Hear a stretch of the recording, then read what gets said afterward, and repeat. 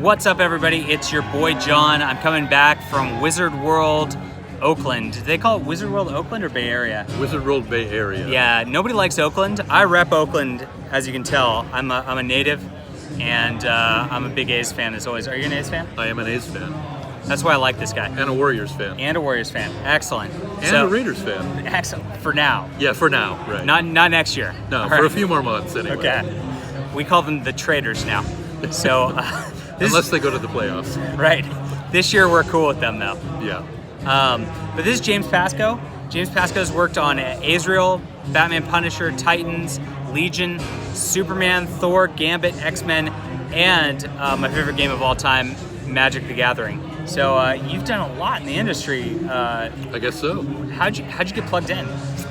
Well, there was my first gig was through the Malibu Ultraverse, if you remember that. I do remember the Malibu Ultraverse. Yeah, those are great quarter bin comics. If you guys can, yes. can grab those at this point. Yes. So I did a few independent things before that, and I met the Ultraverse guys before the Ultraverse at San Diego Comic-Con one year, and they gave me a job. Wait, San Diego Comic-Con actually had comics? Yes, back in the good old days when it was a comic book convention, and they gave me a job and they liked what I did. And then the next year, when the Ultraverse was being formed, they called me up and said, "Hey, how'd you like to be a part of this?" And I said, "Hell yes." And so I worked on a book called Prototype, Yeah. and also Wrath. And DC saw what I did and gave me some assignments, and then Marvel, and it just kind of took off from there. That's awesome. Yeah. So yeah, it was. So that's the early '90s, I guess, right? Right. So that's kind of a different time, and they were just like really hunting for talent at that time because they couldn't come up with books as fast as like they wanted, basically. Right. So was that a wild time? Like, well, did you find yourself at a point where it's like, I can't even draw fast enough to keep up with demand? It was a really wild time.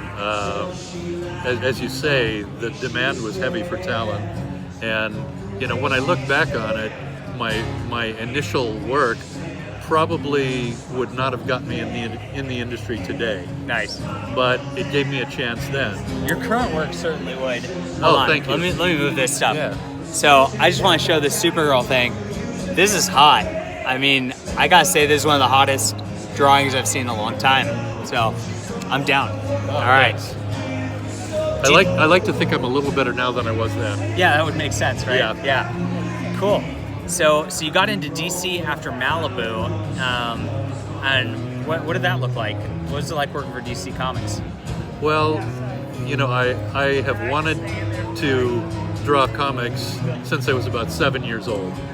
So the idea of being able to work for one of the big two was such an amazing, experience for me at the time that I kind of felt like I was walking on clouds. Wow. Yeah. That must be so cool. Yeah. And then you actually got into Marvel also. I did. Cool. What's your favorite comic book character? What got you into this to begin with? Well, I grew up as a Marvel guy, as a reader. Me too. Yeah. I mean, as a little kid, I read Stan Lee and Jack Kirby Marvel comics, and that's what made me want to read comics. Right. And then I saw the cover to Shield #1 by Jim Steranko. Oh my gosh, that stuff's so good. I just reread that recently because I got the Shield omnibus. And they got this like thick omnibus of it now. I've got it too. And yeah. Jim Steranko's art is so freaking amazing. So far ahead of its time. Yeah. Unbelievable. Cool. When I saw that cover, I thought, that's what I want to do. That made me want to actually do it. Awesome. And he did it. And he's a local guy. That's what I really appreciate here too, because I'm big into the local thing. Always have been. And that's a lot of fun. Cool. So how long does it take you to draw a page, basically, of comic art? It really varies. Pages can vary from, getting a page done in a day to I've spent 2 or 3 days on a page. Wow. Yeah. Just the amount of detail, like just depending on things? The amount of detail, or, I mean, artists in this sense are no different than anybody else. We're just human beings. Right. So some days you get up and everything just flows out of your hand like it's magic. Yeah. And other days you get up and it's just like pulling teeth. I know that. Yeah. Absolutely. So, you hope there are more days where it's flowing than the other kind, but you never know. Now on your prints here, do you do a little of everything? Do you do all the coloring and all that too? I do. Wow. So do you digitally color? This is obviously digitally colored. No, that's actually, yeah, that's a painting? hand-done piece, yeah. Oh my gosh, hold on guys. Oh my gosh, this is hand done. I can't even believe this. Wow. And your Batman, is your Batman hand done too? Yeah, it's all hand done. I'm impressed. So that's crazy. So you do this with paints? Yeah, it's all, it's all, I learned to draw, traditionally. Yeah. And then later I learned to do Honestly, digital stuff. I thought it looked digitally done. So Yeah.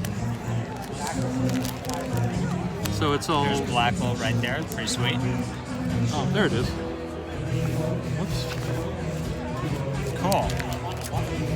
That's the original drawing of that? So that's the original, yeah. Wow. Holy crap. I'm into it. Wow. Cool. Well, that's amazing. So a lot of people cannot color themselves and do all that. So Right. That's a different skill. It is totally different. Nice. So are you classically like sort of trained in painting and things like that? Is that how you kind of came up? I am, yeah. I went to the San Francisco Academy of Art and studied illustration for about 5 or 6 years. Hopefully our audio is okay with this guy in the background. Jeez. Yeah. I didn't even think about that. That's all right. Yeah. Can you read lips? Yeah. Hello. Cool.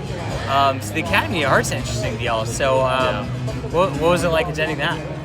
Well, it was interesting. When I first went to the Academy of Art was in the early 80s, and it was an entirely different landscape back then.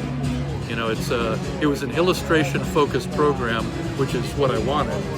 But the teachers and the leaders of the school very much looked down on comics art at that time. Terrible. Yeah, I know. I didn't let that dissuade me though. But when I explained to the illustration department major that I wanted to draw comics, her response was, "Well, yeah, I guess if you can't get any other kind of work."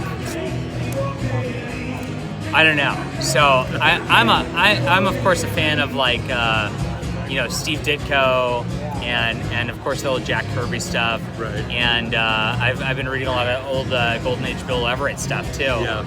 And it's like those guys were comics first. Like they really just wanted to go into comics, and that's all they cared about.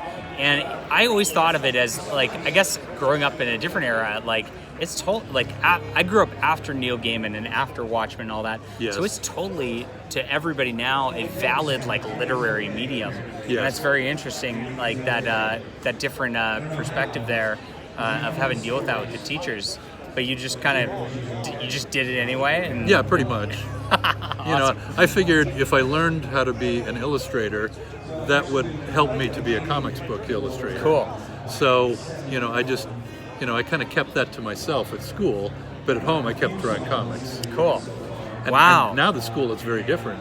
They've got, classes on comic book drawing. Right. Classes on digital comic book art. Classes on inking, all that kind of stuff. Wow. That's interesting how like just things have changed over the years. So It really has. All right, James. How can people find you if they want to check out your art? Well, I have a website of some of my drawings, which is www.jamespascoe.net. And Pascoe is Pascoe. Correct. So you know. Correct. All right. It's behind us, but it's backwards because we're actually using yes. the wrong deal. That's right. So hold you're this gonna up have to the deal with it. mirror. Yeah. Or you can email me at jamespascoe.net. Awesome. Well, thanks for the interview, and we're enjoying Wizard World. Appreciate you guys tuning in. Like, subscribe, share to everybody. We're gonna just like make comics take off in this independent medium, and that's what we're trying to do here. And I'm gonna hire James to do some work here, so you'll see some of his art on Flying Sparks real soon. All right, cheers, guys. Bye.